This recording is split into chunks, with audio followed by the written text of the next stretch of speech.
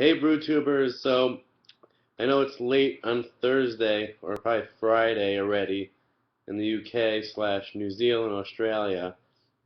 I wasn't gonna upload a Homebrew Wednesday, but I cracked open this bottle of Brooklyn Blast, which is an amazing double IPA. And for all those who probably haven't heard of, for all those who have heard of Brooklyn Brewery, you probably haven't heard of this beer, the Blast, because they've been for I don't know how many years they've been brewing it, but I've been drinking it for a few years, and they finally decided to bottle it. I think when I interviewed Garrett Oliver, the brewmaster, a year or so ago, over a year and a half ago, um, he said they were trying to formulate a way to get the hop flavors that they have it on the draft into the bottle recipe, or dial it in so they could bottle it, and I'm so glad they finally did. I picked up a 4-pack last week, and it's freaking awesome. Beautiful, juicy, with just the right amount of dank Simcoe at mid-palate. Um, I'm gonna be posting a text review of this on my blog with, so I'll have the list of hops, but maybe I'll post, edit the description of this webcam video and put the list of hops in there. But it's like 5 different hops, and it's so good. But anyway, I just wanted to tell you a few things that are coming up. An update on my barley wine, and I'll show footage next week when I do a more complete Homebrew Wednesday. But so what happened was, some of you might have seen the picture I posted on Facebook. So I thought the Krausen wasn't falling, but it really did. So what happened was, at like the 3-week mark, which was this past Monday, I wanted to say, you know what? Let me go in there and check it again. I want to take a gravity sample. If I have to give it another week, I will. So on Tuesday, actually, yeah, yesterday I took on Tuesday I took the sample. So you know what? It's been 3 weeks. Let me take a sample. So when I went in there to take a sample with my beer thief, it's really made for a wine, but the beer, I call it my beer thief thing.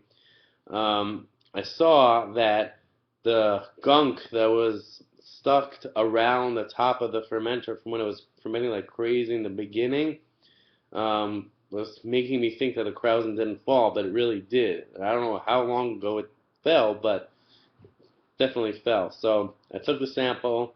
Um, the color was nice, as you may have seen in the picture, and the aroma and the taste were amazing. The malt complexity wasn't as much as I thought it would be, but the hop juiciness and fruitiness was just perfect. It was really balanced and everything. Well, I'll post a clip in next Homebrew Wednesday, just my initial reactions to the first gravity sample. So, and then on Wednesday, after some talking to other people, I decided to agitate the fermenter a little bit.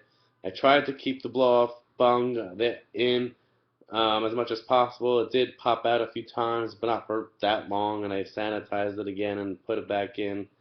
So I jostled it in, didn't think I did it enough, took it out again, jostled it a little more. So hopefully that kicked up at least a little bit of the yeast.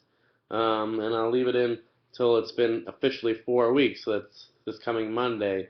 And then I'll transfer it to secondary. That's why I didn't post a huge edited Homebrew Wednesday, because I wanted to give you a real update where you see me transferring it with oak and everything. But this amazing double IPA just said I have to cam up. So just sitting here on my couch, filming with the webcam, drinking a beautiful double IPA. What can be better than that? So not home brewing. Actually, I'll show you the recipe in next Homebrew Wednesday. But the next beer I'm going to be brewing is a Belgian triple. Like, 2 of my friends that I helped develop their craft beer palates. They're already into craft beer, but they met me through my blog. They had seen my beer reviews, and then they met me. They live in my community. They're in a part of the religious Jewish part of my community, which is very Dominican. So either you're Jewish or Dominican, really, or Hispanic if you live in my community in Washington Heights in Manhattan. But anyway, they met me through my blog, and then we've been friends for the past few years, and we went to each other's weddings and stuff like that. So those two friends, I've been wanting to brew with them for a while, and I keep telling them that I want to brew with them. So they both agreed that we should do a triple because we all like Belgian beers. So we're going to do a very classic Belgian triple, but the one twist we're going to do on it is that we're going to soak oak chips or oak cubes, we haven't decided, in white wine just to accentuate that white wine type tart lemon character that's in a lot of Belgian triples. And hopefully through the fermentation temperature and the yeast, which will probably be the white yeast Trappist high gravity, which I think is the Westmalle yeast, we'll be able to get enough spiciness and then put the wine flavor in there. It'll be really nice. So that's the next beer I'm brewing. And then another thing, hopefully I'll be able to show you by next week, is I spoke to the guys at YakimaValleyHops.com, and they're going to be sending me some more hops. So I'll show you that, and I might get some experimental hops, which means that I'll have to brew a few 1-gallon batches and actually get those 1-gallon fermenters and brew some 1-gallon batches where my idea is that I'll basically do like a depending on how many experimental hops, let's say, for example, 4 1-gallon batches, and what I'll do is I'll make in my mash tun like mash in 4 pounds, enough for a 4-gallon batch of beer, and then I'll sparge through the whole process, collect the wort, and then I'll split it up, and maybe like 2 or 3 at a time. I'll use a few of my pots, and do a few boils at the same time, at least 2 boils at the same time, and I'll do all the same bittering hop, let's say like a Columbus or a Warrior, like a very clean bittering hop, and then each experimental hop I'll use for aroma, flavor, and dry hop. And I'll probably just dry hop in primary in the 1 gallons, unless I buy enough 1-gallon fermenters to transfer over to a secondary. But that'll be pretty cool. And then in terms of events of craft beer related stuff for next week, 2 things.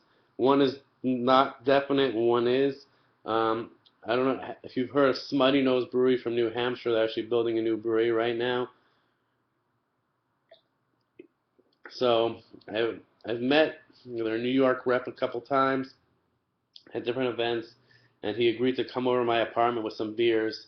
Luckily, I already have a couple Smutty Nose glasses and a T-shirt, and we'll film a tasting and talk a little bit about the brewery that's being built. And it'll be pretty cool to cover another craft brewery, at least an East Coast brewery.